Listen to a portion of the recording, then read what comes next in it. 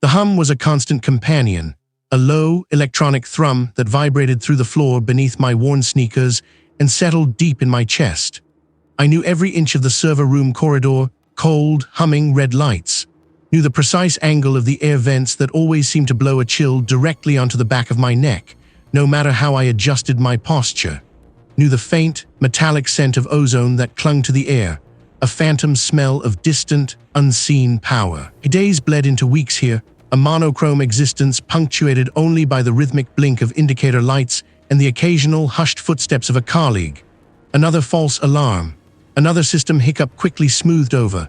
My work was precise, solitary, and utterly devoid of meaning.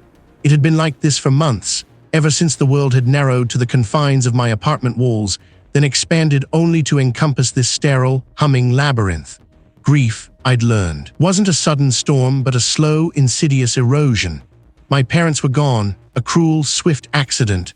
Their absence had left a gaping more in my life, and I'd been drifting, rudderless ever since.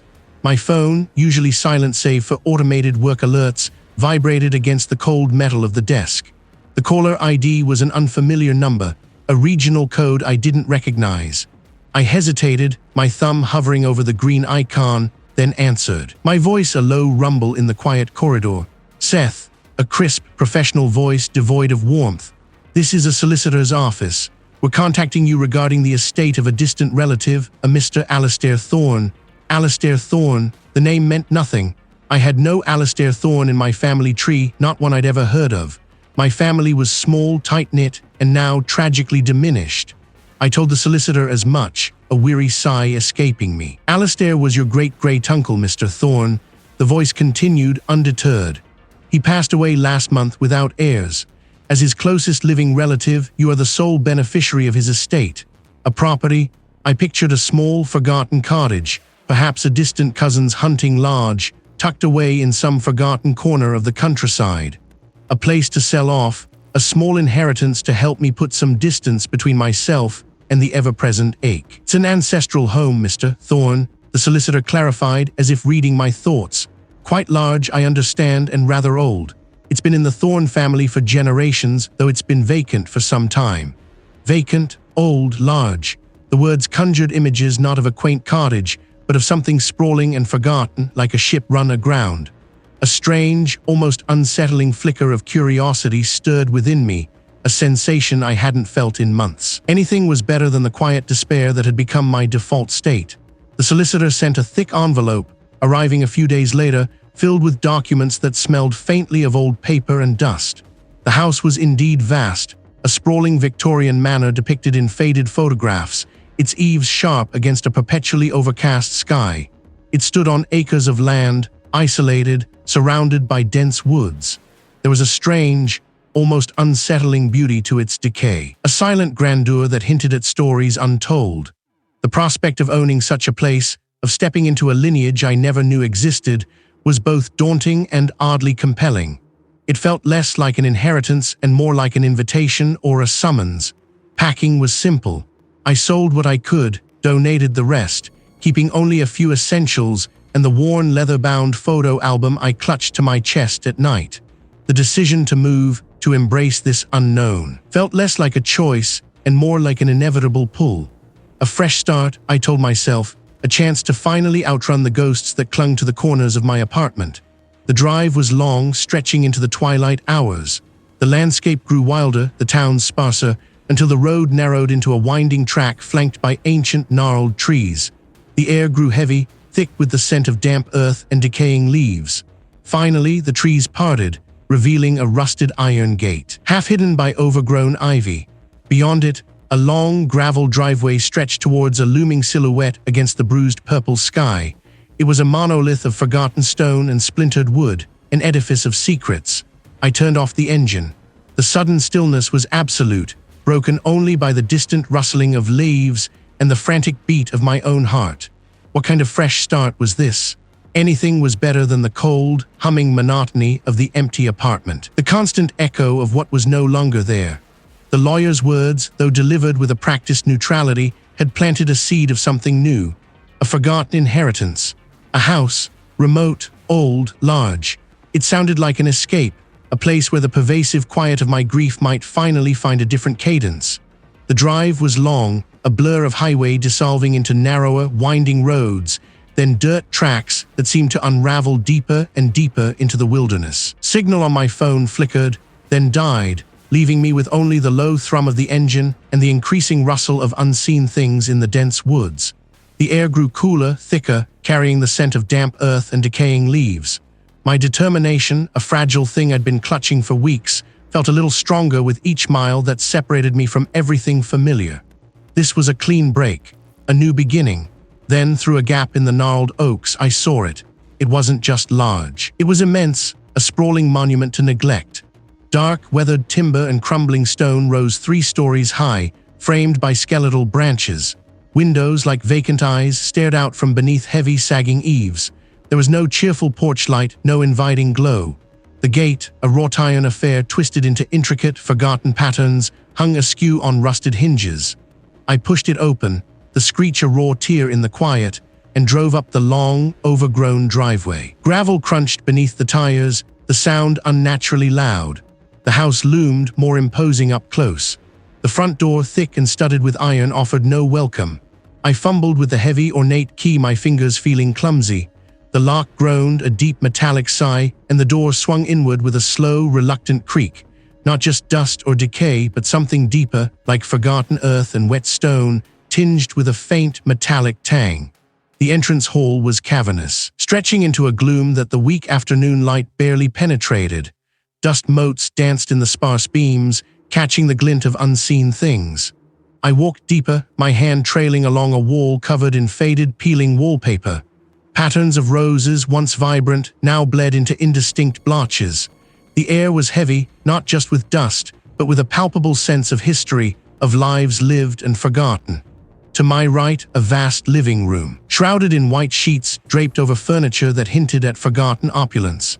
I wandered from room to room on the ground floor, each one larger than I'd anticipated, each one a testament to slow decay. A dining room with a massive table, its surface scored and warped. A library, shelves lined with books whose spines had cracked and faded into illegibility. Everywhere, the dust lay thick, undisturbed for what felt like decades. It was a museum of abandonment, a tomb of forgotten comforts.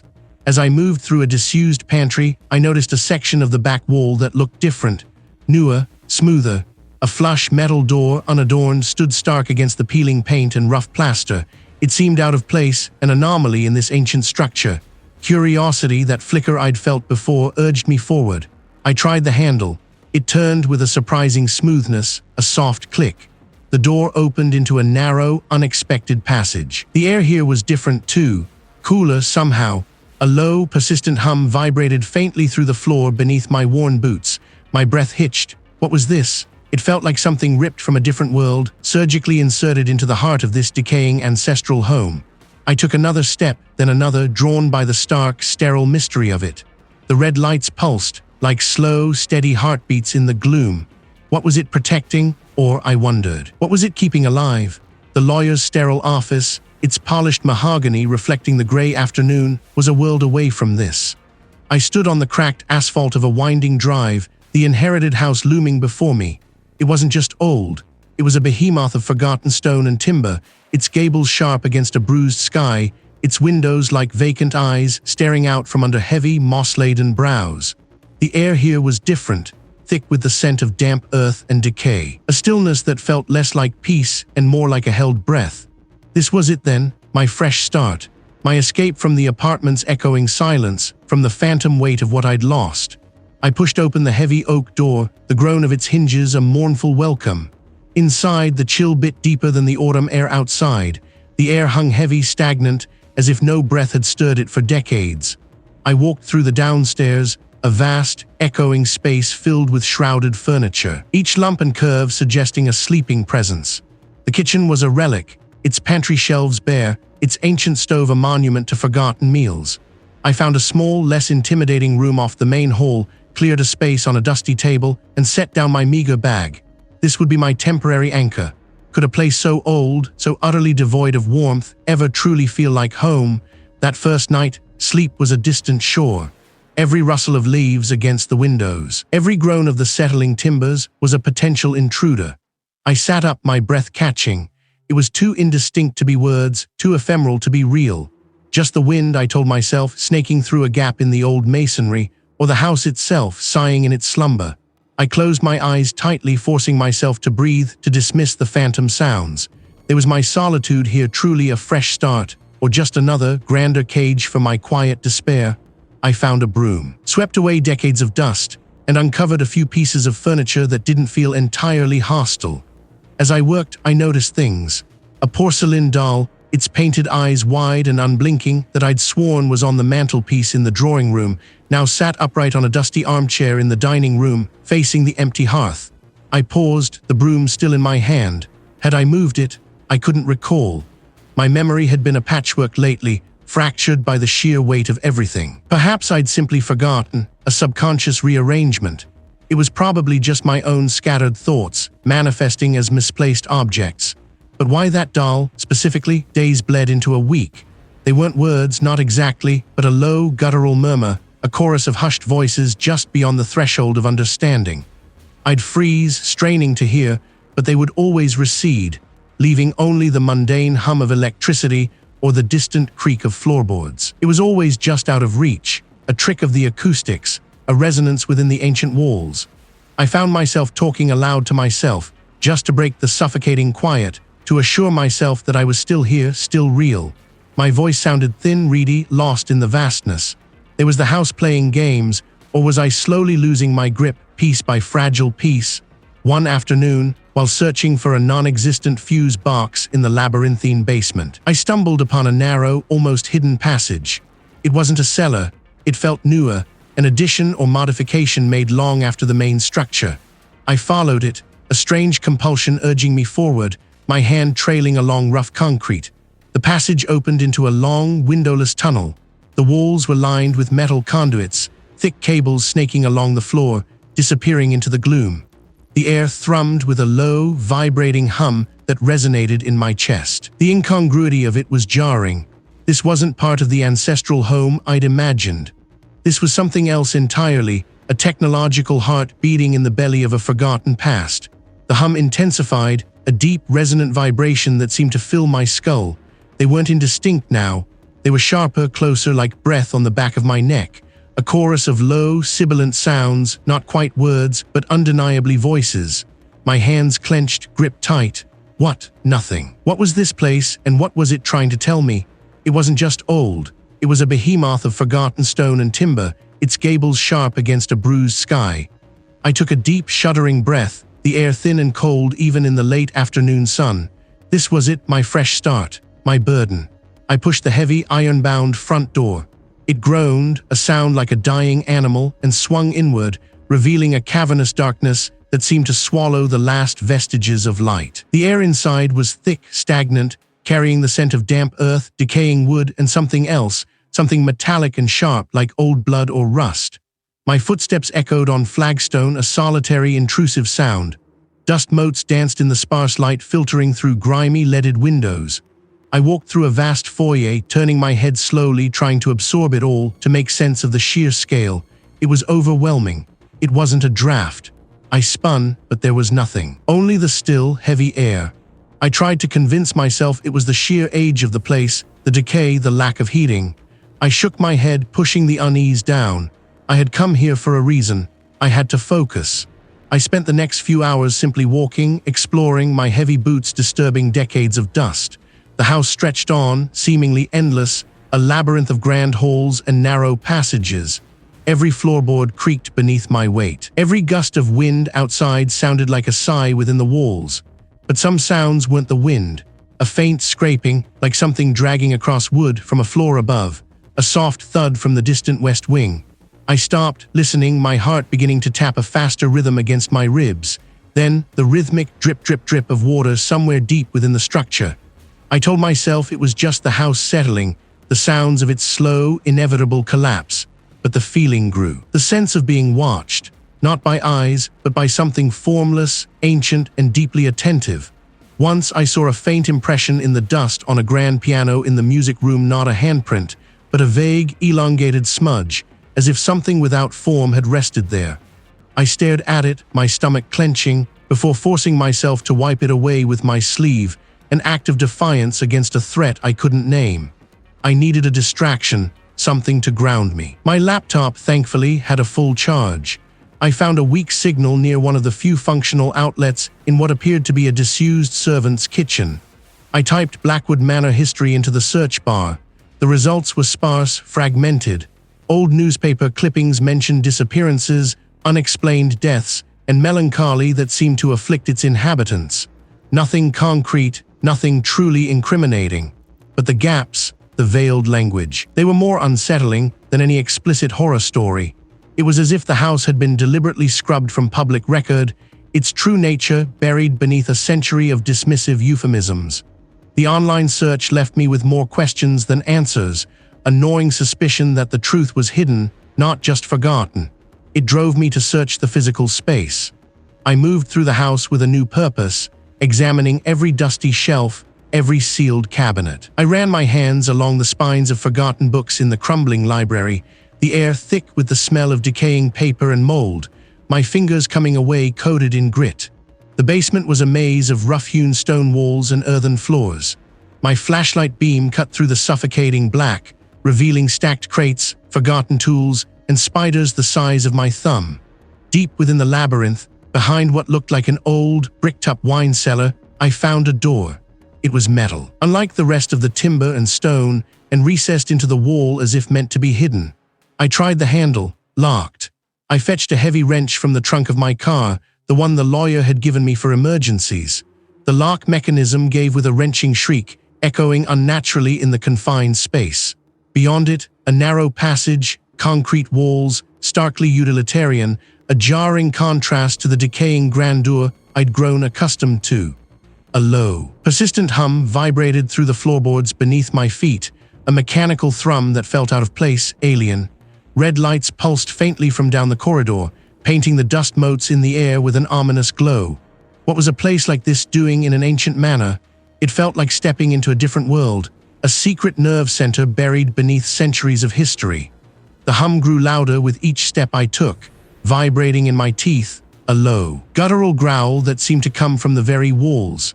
Not a server, but a small, reinforced room at the end of the corridor. Inside, on a solitary metal table, lay a stack of leather-bound journals, their pages brittle, their ink faded. A collector of despair, a house that fed. The words were difficult to decipher, written in an archaic script, but the recurring motifs were clear. The presence, the draining, the hunger. I flipped to a random page. A shaky hand had scrawled, "It craves, it waits, it will not let me go." My fingers trembled as I touched the aged paper. What was this thing, this it that demanded such secrecy and wrought such despair? Bruised sky, it wasn't just old. It was a monolith of forgotten stone and timber, its gables sharp against a bruised sky, its windows like vacant eyes. The air, even from the cracked asphalt of the winding drive, felt thick with neglect, carrying the faint, metallic scent of damp earth and something else I couldn't quite place, something sharp, like rust, or perhaps something even older. A shiver traced its way up my spine, not from the chill in the air, but from the sheer oppressive silence radiating from the structure. This was not the fresh start I'd envisioned in the lawyer's sterile office. This was an ending, but I had nowhere else to go.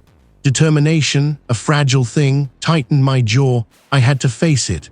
I walked towards the heavy, splintered front door, each step crunching on fallen leaves and unseen debris. The wood groaned under my touch, protesting its disturbance. Inside, the air was stagnant, tasting of dust and decay. Shadows clung to every corner, deep and unmoving, even in the weak afternoon light filtering through grime-streaked panes. My footsteps echoed, each sound magnified, swallowed, then returned as if the house itself were listening.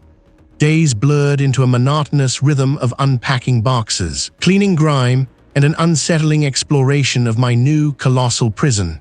The house was a labyrinth of forgotten rooms, each holding its own peculiar atmosphere. It was in one of these forgotten rooms, behind a sagging tapestry depicting a faded hunting scene, that I found it. A hidden door, almost flush with the wall, opened with a soft groan into a narrow, unlit passage. My phone's flashlight beam cut through the absolute blackness, revealing rough-hewn stone walls that gave way to something far more modern and out of place. A steel door, heavy and industrial, with a single small red indicator light glowing above a keypad. Curiosity, a dangerous companion in this place, urged me forward. The keypad was old, its numbers worn smooth. I ran my fingers over them, a strange impulse guiding me to try the most obvious, 1-2-3-4. A soft click. The heavy door swung inward with a faint hiss, revealing a short, narrow passage. It was utterly alien in this ancient house, a stark, anachronistic intrusion. The hum vibrated through my bones, a low, persistent thrum that felt more like a living thing than machinery. Beyond the corridor, a small, windowless room pulsed with the gentle glow of numerous blinking lights from rows of archaic server racks. Dust motes danced in the dim illumination, creating ghostly trails. On a small metal table, amidst a tangle of wires and old circuit boards, sat a leather-bound journal. Its cover was stiff, embossed with an unfamiliar angular symbol that looked like a broken star. The pages were brittle, yellowed, filled with cramped, spidery handwriting. The entries weren't dated chronologically. A quiet man, they said, but I heard his screams. I felt it take him. It always wants more, and I am tired of feeding it. Tales of madness, disappearances, and tragic ends for previous occupants, all hinted at in these frantic, fragmented entries. My stomach clenched. What had they been trying to record here? What was it that necessitated this strange, humming sanctuary of obsolete technology? That night, the house felt different. I drifted into sleep, exhausted but deeply unsettled. The dream began subtly. I was in my own bed, the room familiar, yet wrong. A soft scratching began, coming from inside the walls, then beneath the floorboards. It wasn't the sound of mice. It was rhythmic, deliberate, like fingernails dragging across dry wood. I tried to move to call out, but my limbs were heavy, unresponsive. The air grew heavy, thick with a scent I now recognized from the old house, damp earth and something metallic, but amplified, cloying like stale blood. They spoke of loneliness, of despair, of a hunger that never ceased. They echoed my own recent losses, twisting them, making them sharper, more painful. You are alone, you always will be, it waits for you. The words wrapped around my mind, tightening, squeezing.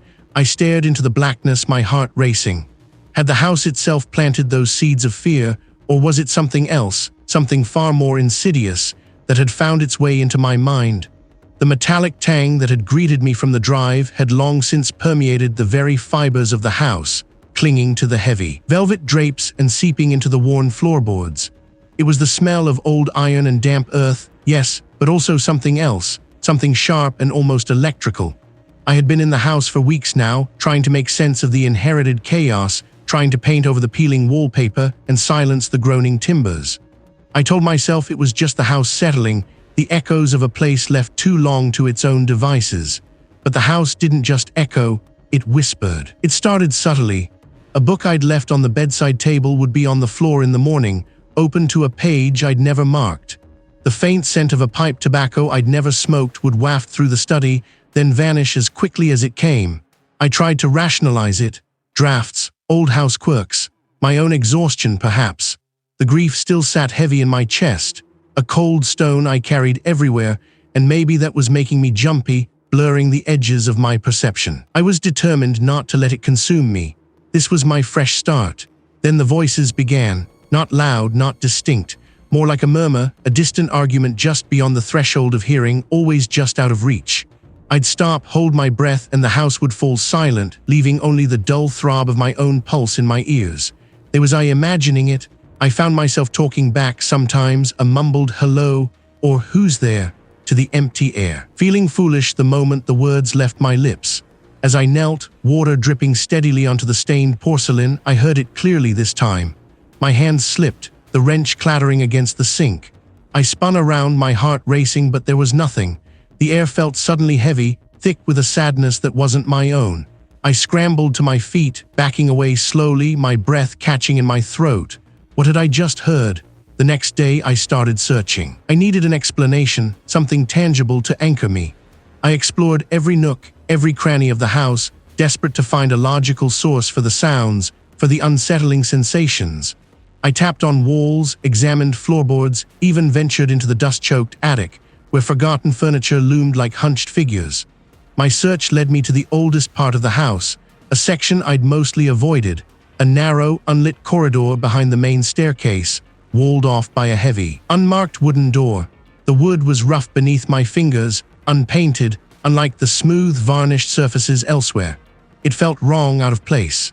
I pushed it open, a cloud of dust billowing outward. The air was frigid, biting at my exposed skin. Beyond the door, the stone walls were slick with condensation, and the faint hum of unseen machinery vibrated through the floor. My eyes struggled to adjust to the dim, crimson glow emanating from recessed panels in the ceiling. This was impossible. This house was ancient, built before electricity was even a widespread concept, let alone modern server equipment. The corridor stretched before me, a stark metallic tunnel that seemed to belong to a different dimension. The hum grew louder, a low thrumming that resonated in my bones, making my teeth ache. I walked forward, each step echoing unnaturally in the confined space. It felt real, undeniably solid. But how could this be here? How could something so utterly anachronistic exist within the crumbling structure of this old home? The metallic tang in the air here was overpowering, a sharp, sterile scent mixed with that familiar, unsettling damp earth. Then I saw it. At the far end of the corridor, where the red light seemed to concentrate, a single flickering screen.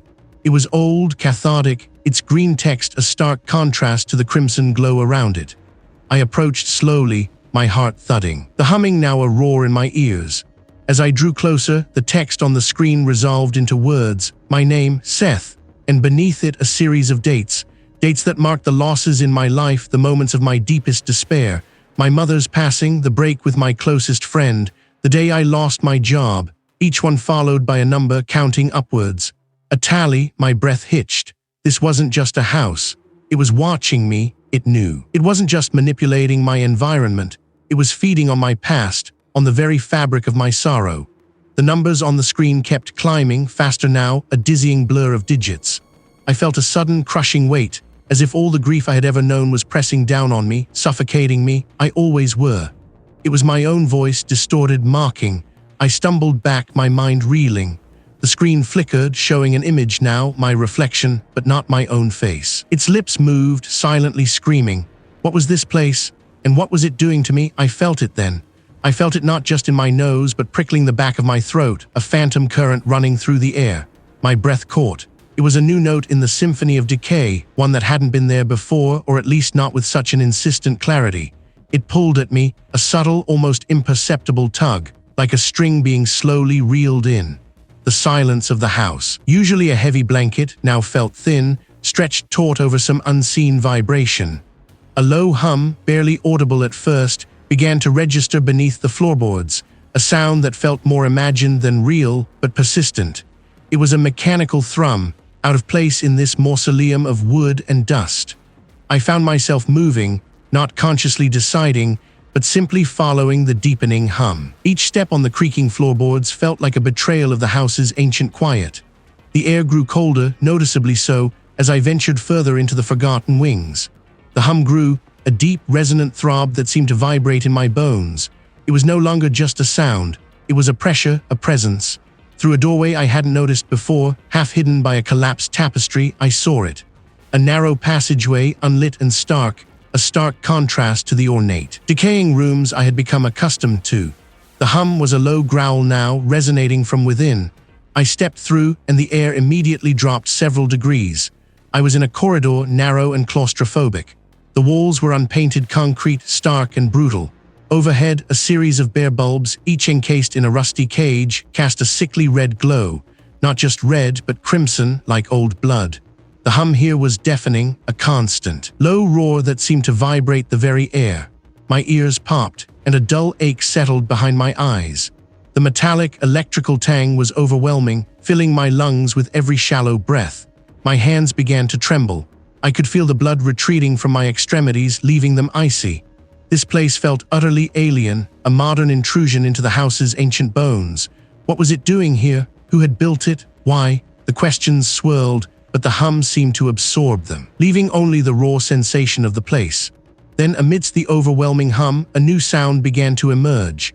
Not words, not at first, but a suggestion of sound, a comforting cadence. It was a sound I knew, though I couldn't place it. A lullaby, perhaps, a familiar voice. My mind scrambled, trying to pin it down, but it remained just out of reach, a ghost of a memory. And then a feeling, A warmth not physical but emotional. It was a sense of profound understanding, of being truly seen, truly known. A voice, clear as a bell but still without actual words, echoed in the silent parts of my mind. I am not alone, Seth. It wasn't a question but a statement, an undeniable truth. I never have to be alone again. A vision flickered at the edge of my sight, a fleeting image of a face I hadn't seen in years, a smile that used to light up my world. My mother.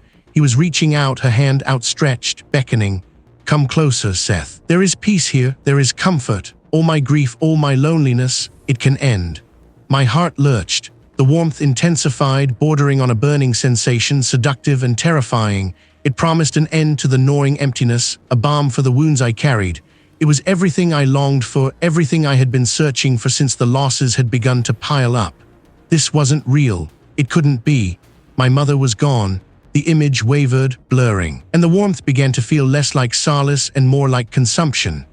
I felt myself swaying, drawn forward by an invisible current, towards the source of the hum, towards the pulsing red lights that seemed to breathe with an awful living rhythm. My hand, without conscious thought, reached for my pocket, fumbling for my phone. I needed to call someone, anyone. I needed to break this spell, to hear a real voice, to feel a real connection. My fingers closed around the cold metal of my phone. I pressed the power button. Nothing. I tried again, harder, still nothing. The battery, which I had charged just hours ago, was dead, completely, utterly drained. I pressed the button repeatedly, jabbing at it with frantic desperation. The screen remained black. The hum in the corridor seemed to intensify, mocking my efforts, and the red lights pulsed in time with the frantic beat of my own heart. There is only us. I stumbled backward, hitting the concrete wall with a jarring thud. The impact shocked me, grounding me for a split second. The red lights seemed to focus on me, twin predatory eyes in the gloom. I was trapped, alone. The promise of comfort had curdled into a threat, a tightening snare.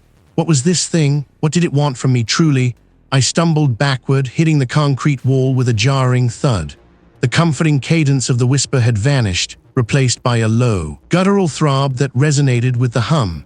The red lights seemed to focus on me, twin predatory eyes in the suffocating gloom of the server room corridor, cold, humming red lights. My breath hitched, a ragged gasp that plumed white in the frigid air.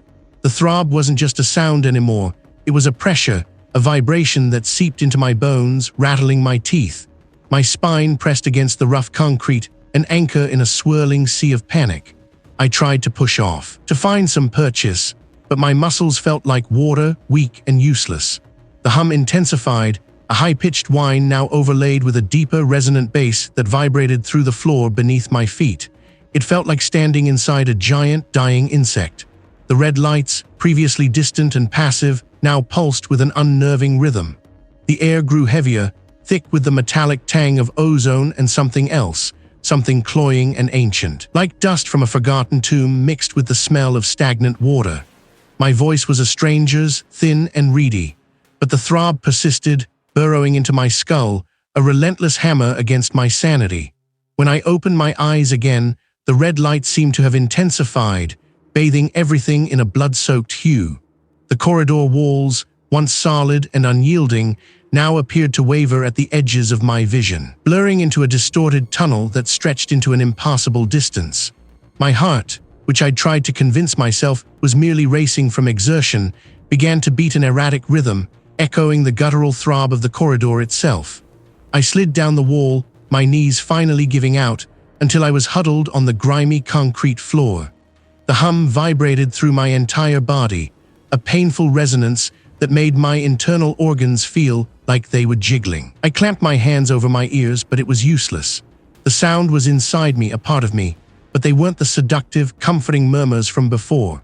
These were sharp, jagged shards of sound, like broken glass. They weren't words I could discern, but their tone was unmistakable, mocking, derisive, filled with a predatory glee. They slithered around the edges of the hum, weaving in and out, a chorus of unseen, malevolent voices. A new sensation began to prickle at my back, where I was still pressed against the wall. I tried to scoot forward, away from it, but the corridor felt narrower, the air denser, as if the space itself was contracting around me. The pressure grew, a slow, deliberate push that seemed to emanate from within the concrete. I scrambled to my feet, my legs shaking violently, and spun around. There, in the otherwise smooth gray concrete, was an indentation. It wasn't a crack, not a chip, but a perfectly formed, shallow depression. As if something incredibly dense had pressed from inside the wall, pushing the solid concrete outward. And in the center of that depression, a single, pulsating red light, no bigger than my thumbnail, glowed with an internal fire, mirroring the larger lights that lined the corridor. It pulsed in perfect sync with the guttural throb that filled my head, my breath caught in my throat. This wasn't a trick of the light. This wasn't my imagination. This was solid, undeniable, horrifying proof. The wall had given. It had shifted for me. The pulsing red light in the wall seemed to deepen, to draw me in. I could feel the skin on my face tightening, my eyelashes stiffening with frost. It was a living, breathing maw, and I was caught in its throat. I stumbled backward again, hands outstretched, scraping against the opposite wall. There was no escape. The corridor stretched endlessly in both directions, the red eyes of the servers mocking my futile attempts. My mind, which had fought so desperately to rationalize, to deny, finally shattered. The entity wasn't just in the house, it was the house. And it had found me, truly found me. My legs buckled for good, and I collapsed onto the floor, my hands clawing at the concrete, desperate for purchase, for anything solid that wasn't moving, breathing, watching. Tears froze on my cheeks. I was trapped. Utterly, irrevocably trapped. The red light in the wall pulsed, beckoning. What did it want me to do? The red light seemed to focus on me, twin predatory eyes in this server room corridor, cold, humming red lights. My breath hitched. My chest burned. The air, already frigid, felt like it was leaching the warmth directly from my bones. The mechanical throb vibrated through the concrete, up my spine, into the base of my skull. It wasn't just a sound. It was a physical pressure, a tightening band around my head. My vision swam at the edges, the red light pulsing with each beat of that subterranean rhythm. Every instinct screamed at me to turn, to run, to escape the suffocating presence that pressed in from all sides. But then, a flicker of something else ignited within me. Determination. This was it. This was the source, the core, the beating heart of whatever nightmare had taken root in this house. I wouldn't run, not anymore. I would face it. I would understand. I pushed off the wall, my legs trembling but holding. The red glow from the array of server racks painted the metallic surfaces in a hellish sheen. Cables snaked across the floor like frozen veins. The air, thick with ozone and dust, tasted metallic on my tongue. I moved slowly, deliberately, down the narrow aisle between the humming monoliths. Each step was a conscious effort, a defiance against the growing weight in the air. It was too small to be a regular access panel. Curiosity, a dangerous thing, nudged me forward. I squeezed through the tight space, my jacket snagging on a loose screw. Behind the racks, a small, recessed alcove existed, poorly lit by the overflow of the corridor's red glow. It was barely wide enough for me to stand. There, wedged between a network conduit and a corroded ventilation shaft, was a small wooden box. My hands, clammy with a fear I was trying to suppress, reached for it.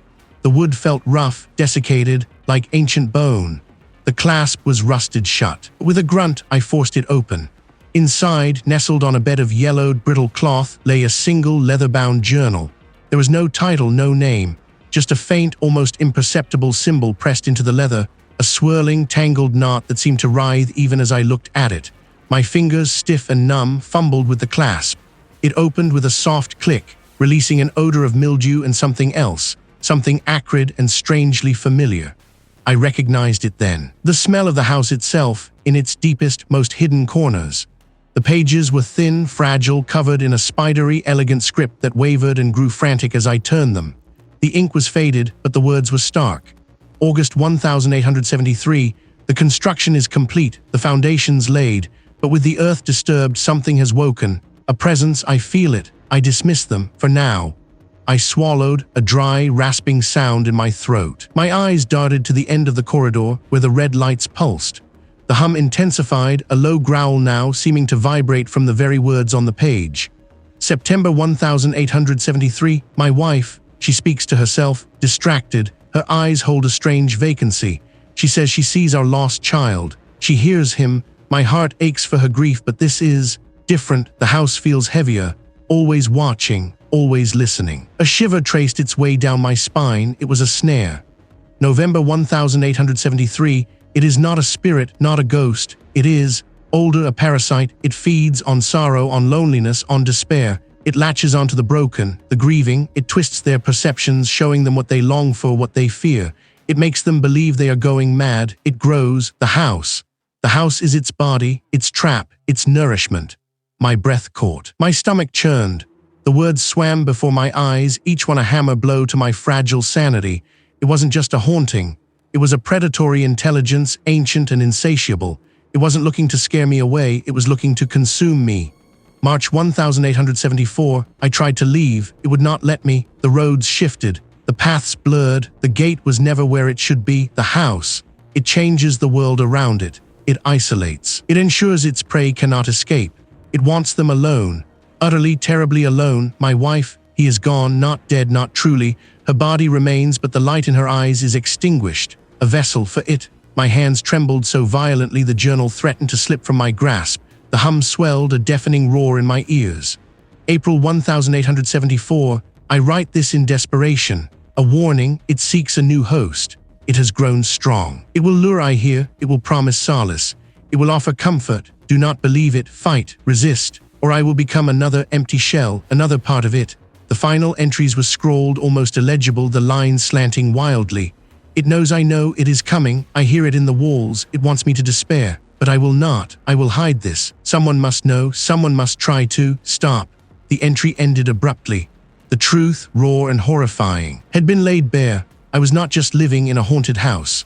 I was trapped within a living, malevolent entity, an ancient predator that had been grooming me, twisting my mind, feeding on my grief. My aimlessness, my loneliness, my sorrow, they were not just feelings, they were bait. I felt a breath, not of air, but of pure, profound emptiness, ghost across my neck. The guttural throb from the corridor pulsed, faster now, like a monstrous heartbeat. I was the next victim. The house, the entity, whatever it was, wanted to consume me. But what did it do to those empty shells? Where did they go? The entry ended abruptly. My own heart hammered against my ribs, a frantic drum against the encroaching dread. I was trapped within a living, malevolent entity, an ancient predator that had been grooming me, meticulously preparing its next meal. But this knowledge, crushing as it was, also ignited something cold and hard within me. A defiance, a refusal to be another forgotten name in its grim ledger. I had seen its face, understood its hunger. That, I told myself, was power. It fed on despair, on loneliness, on grief. I would starve it, I would fight. My mind raced, skipping over the horror, searching for an angle, a weakness. If it was a living thing, even one woven into the very fabric of this house, it must have a heart, a root, a central nervous system. The previous occupants, the journal entries implied, had succumbed, but they hadn't known what I knew. They hadn't seen the pattern. I pushed myself up, my legs still trembling, but my resolve a rigid spine. The house felt different now. Every creak, every shift of settling timber seemed to hold a focused malevolence. It knew I was awake. It knew I was thinking. I needed to move, to act. Blind flight felt futile. The entity was the house. I had to find its core. I thought of the strange, unidentifiable sounds I'd sometimes heard echoing from the lower levels, not the usual groans of an old building, but something deeper, a resonant thrum that vibrated in my chest. Armed with this grim purpose, I began my search. I moved through the familiar, decaying halls with a new eye, scrutinizing every crack, every faded wallpaper pattern. I pushed on panels, tested loose floorboards, ran my hands along the cold stone of the foundation. My search led me, inevitably, to the kitchen, then to the pantry, a place I usually avoided due to its perpetual, cloying dampness. Behind a stack of forgotten preserves, I noticed a faint draft, not the usual seep of cold air from outside, but a deeper, mineral-laden chill that tasted of earth and stagnant water. I pressed against the back wall. A section of the shelves groaned, then gave way with a low, grinding sound, revealing a narrow, dust-choked passage. The air that rushed out was dead, heavy, carrying the scent of disturbed soil and something else, something metallic and faintly acrid. This was it. This was the house's gullet, its hidden maw. My breath hitched, but I forced myself forward. I would not falter. The thrumming I'd heard before, faint and distant, now grew louder, a deep, persistent vibration that settled in my bones. It wasn't a mechanical hum, not exactly. It felt organic, like the sustained pulse of something vast and hidden. The passage opened into a wider space, a corridor, but unlike any I had seen in the house. The air here was a frigid slap, stealing the breath from my lungs. The humming was no longer a distant thrum, but a pervasive resonance that vibrated through the very floor beneath my feet, through the walls, through my skull. It felt like a song sung by the earth itself, amplified and distorted. And then there were the lights. Not electric bulbs, but a series of pulsing, internal glows. Deep crimson that emanated from monolithic structures lining both sides of the corridor. These structures weren't made of metal or plastic. They were immense, stretching from floor to ceiling, connected by thick, rope-like conduits that also glowed faintly, a network of arterial pathways. This wasn't a server room in any conventional sense. A wave of nausea washed over me. I stumbled forward, my hand reaching out to touch one of the pulsing monoliths. The red light intensified where I touched it, blooming outwards like a bruise spreading under skin. Then the humming shifted. It rose in pitch, becoming a discordant shriek that resonated directly inside my head. The red lights flashed, not randomly, but in a synchronized, violent pulse. My vision blurred. Despair, pure and concentrated, flooded my consciousness. It was the entity's harvest, its database of broken lives. I cried out, clutching my head. The sound ripped from my throat by the sheer force of the invasion. My knees buckled. My defiance, so potent moments ago, began to fracture, eroding under the relentless sonic assault and the psychic bombardment. This wasn't an escape route. This wasn't a weakness. This was the trap. This was where it processed its victims, where it broke them down, extracted their essence. The red lights pulsed, drawing me in, absorbing my struggle, my dwindling hope. What would be left of me when it was done? The words from the journal entry had dissolved into the air, leaving behind a residue of pure, unadulterated terror. The truth, stark and horrifying, had ripped through the last flimsy veil of my denial. I wasn't just in a house. I was in it, trapped within a living, malevolent entity that had been patiently, meticulously grooming me, twisting my grief into a feast, my despair into sustenance. My heart didn't just hammer. It throbbed, a frantic, bruised thing trying to beat its way out of my chest. Each beat sent a jolt of icy fear through my veins, making my teeth ache. The air in the study thickened, pressing in on me like a physical weight. The shadows around the bookshelves seemed to writhe, elongating, stretching towards me with silent, grasping fingers. A low, guttural hum vibrated through the floorboards, a sound I now recognized as the entity's own monstrous breath. It was no longer a subtle presence. It was a hungry, palpable force closing in. My breath hitched, caught in my throat.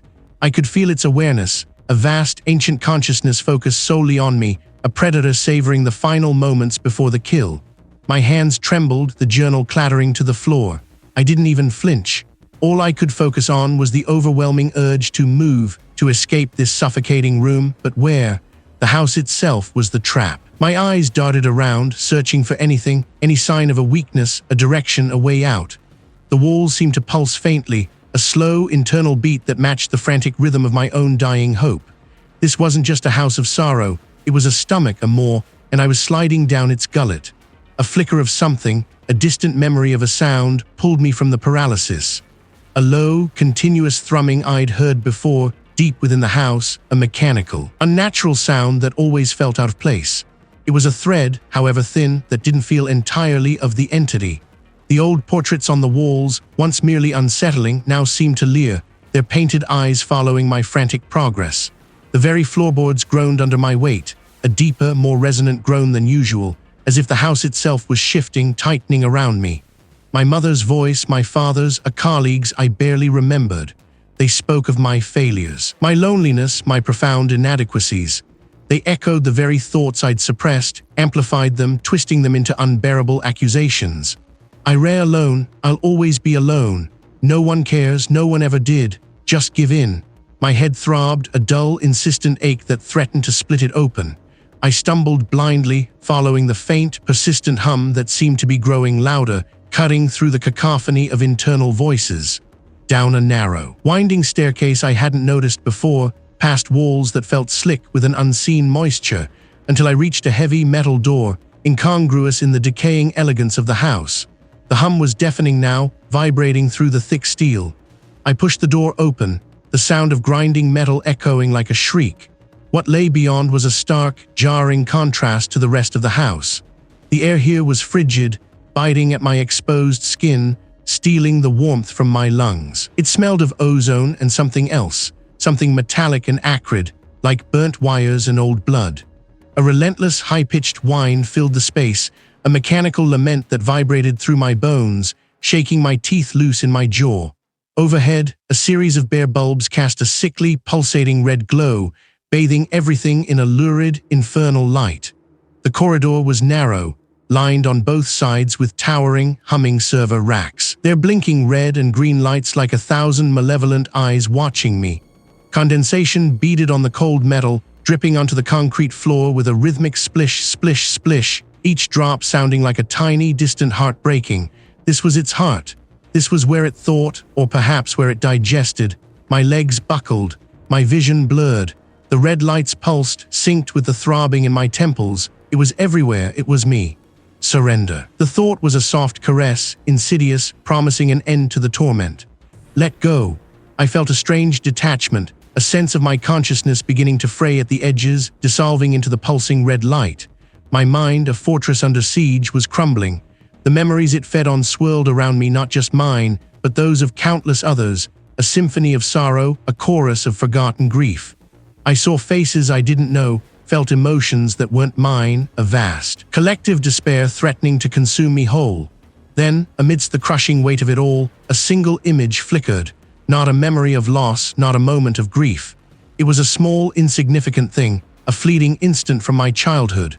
I was maybe 7, sitting on the porch swing, and a butterfly, brilliant blue with orange tips, had landed on my outstretched finger. I remembered the delicate flutter of its wings, the almost imperceptible tickle on my skin. I remembered the feeling of pure, unadulterated wonder, a brief, perfect moment of connection to something beautiful and alive. It was a memory untainted by sorrow, a tiny shard of genuine joy. The entity recoiled. It wasn't a powerful memory, not a dramatic one, but it was mine, and it was pure. It wasn't about what I'd lost, but what I'd felt. It was a memory of simple, quiet being, unburdened by the relentless weight of the past. It was a spark. My eyes snapped open, a sudden, fierce clarity cutting through the haze. The entity had fed on my grief, my isolation, my despair. But it couldn't feed on that. It couldn't feed on the delicate, resilient thread of pure, unadulterated life that still pulsed within me. I wouldn't surrender, not to this thing, not after everything. I would fight for that small blue butterfly, for that fleeting moment of wonder. The hum in the corridor shrieked, a piercing, deafening sound that ripped through the air. The red lights flickered wildly, strobing, threatening to shatter. The entity was angry. It was surprised. It was feeding, but I was fighting back, one small, insignificant memory against a tidal wave of ancient despair. Could a single, perfect moment truly be enough to stem the tide? My mind, a fortress under siege, was crumbling, each thought a splintered beam, each memory a falling stone. The red light pulsed, hot and heavy against my eyelids even through them. I felt the entity reaching, its tendrils of despair probing, seeking purchase in the fresh wounds of my grief. It wanted me, a spark, a flicker deep within the rubble of my consciousness. Not hope, not yet, something sharper, anger, a furious, desperate refusal. This house, this thing had taken enough.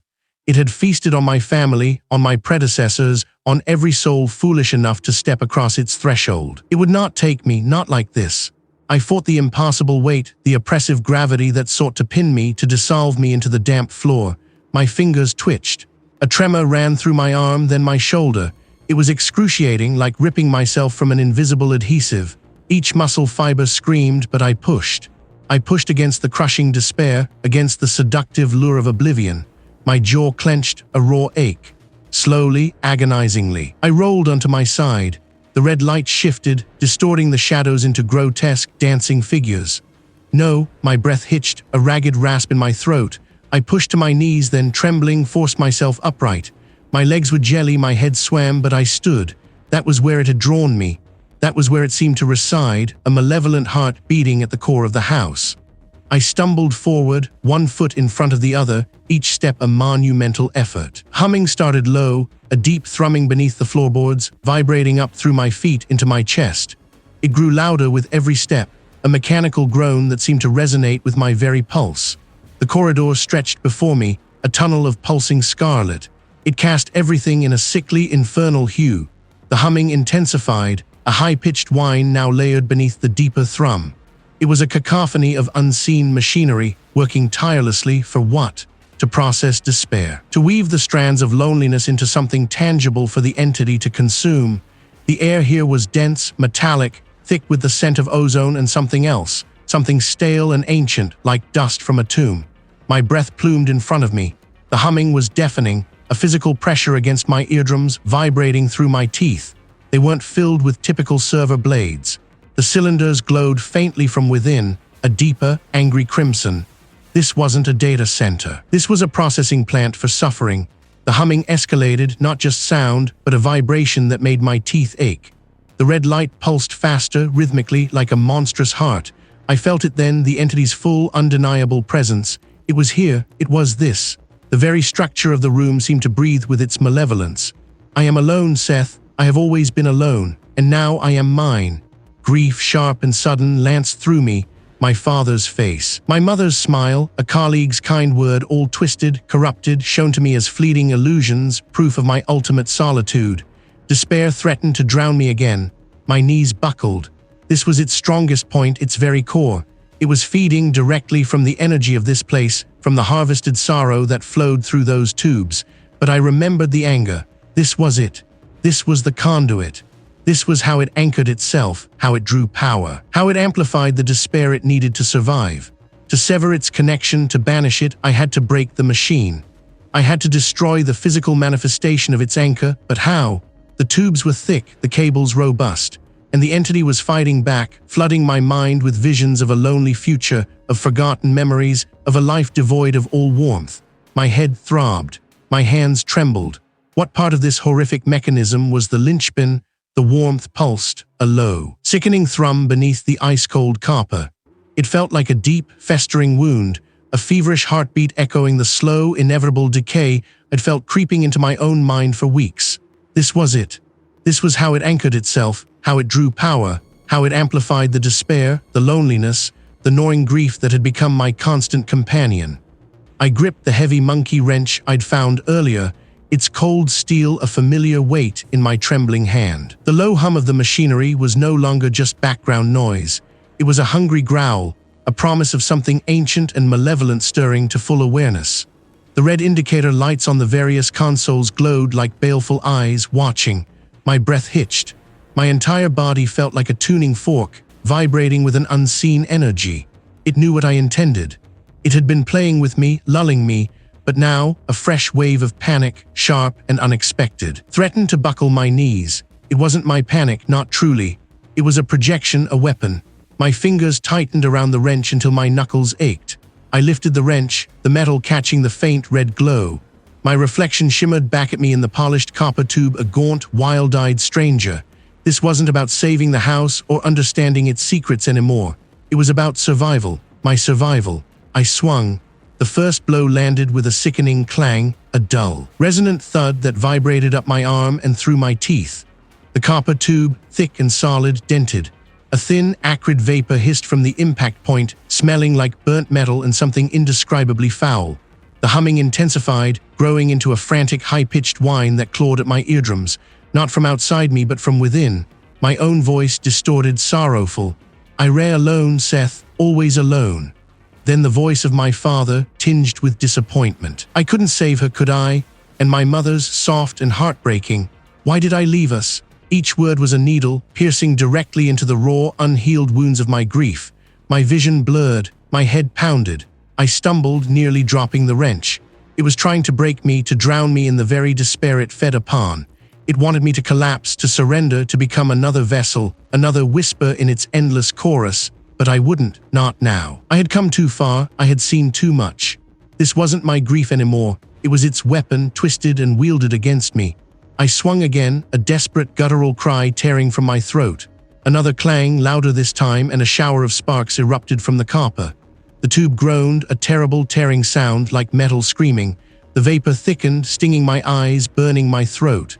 My teeth chattered uncontrollably. The voices intensified, a cacophony of fear and sorrow, pressing in on me, trying to pin me down. These were not just memories, they were living nightmares, projected directly into my mind, meant to cripple me. My chest tightened, my lungs burning for air that felt too thin to breathe. I felt a surge of nausea, hot and bitter in my throat. I squeezed my eyes shut, shaking my head violently, trying to dislodge the insidious poison. "No," I roared, the sound thin and reedy in the overwhelming din. I opened my eyes, fixating on the damaged copper. This was not real, this was a trick. This was its last defense. I focused every ounce of my will, every shred of determination on that single point of weakness. I brought the wrench down again and again, a frantic, rhythmic assault. Each strike was a defiance, a refusal to break. The metal shrieked. The humming died, replaced by a terrible, prolonged groan that seemed to emanate from the very foundations of the house. A deep tremor ran through the floor, shaking me off my feet. I fell, hitting my head on the rough concrete. The world spun. Then a slow, deliberate creak, as if the house itself was sighing or perhaps collapsing. I pushed myself up, my head throbbing, my body aching. My hands, still clutching the wrench, were scraped and bleeding. The red lights were out. The humming was gone. Only a faint, sporadic crackle from the exposed wires remained. It was broken. I had broken it. A profound exhaustion washed over me, heavier than anything I had ever known. It wasn't just physical, it was soul-deep. The house was quiet now, eerily so. Had I truly defeated it, or merely wounded it? And what exactly had I unleashed, or perhaps resealed, beneath the floorboards of this forgotten home?